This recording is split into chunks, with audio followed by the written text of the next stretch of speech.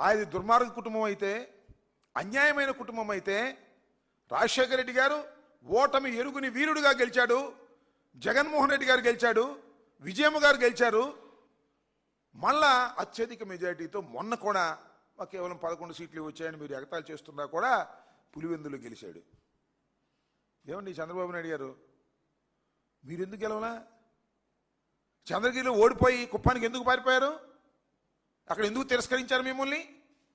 మీ అబ్బాయి మంగళగిరిలో ఇప్పుడు గెలిచాడని చెప్పుకుంటున్నారు. మొట్టమొదటి ఎందుకు ఓడిపోయాడు చెప్పడం అడుగుతా ఉన్నా. మీరు దుర్మార్గమైన పాలన చేస్తున్నారు కాబట్టి మీరు ఓడిపోతూ వచ్చారు.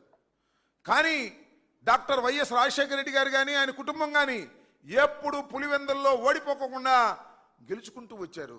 అనేక సందర్భాల్లో ప్రయత్నం చేశారు. నాకు బాగా గుర్తు, ఒక ఎస్పీ గారు అక్కడ ఉండగా పోలీసును ఉపయోగించి రాజశేఖర రెడ్డి గారిని ఓడించాలని తీవ్రమైన ప్రయత్నం చేస్తే పార్లమెంటు సభ్యుడిగా 5,000తో గెలిచాడు.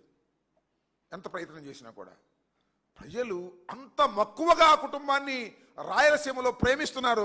వాళ్ళ పట్టుకొని ఫ్యాక్షనిస్టులు, దుర్మార్గులు, రక్త చరిత్ర, గాడిద గుడ్డు, వంకాయ పులుసు అని చెప్పి ఏదో ఒకటి బ్రాండ్ చేసి మళ్ళీ జగన్మోహన్ రెడ్డి గారిని అణచాలని అనుకుంటున్నారు. మీ వల్ల కాదనే విషయాన్ని కూడా ఇక్కడ నేను ఖచ్చితంగా చెప్పదలుచుకున్నాను.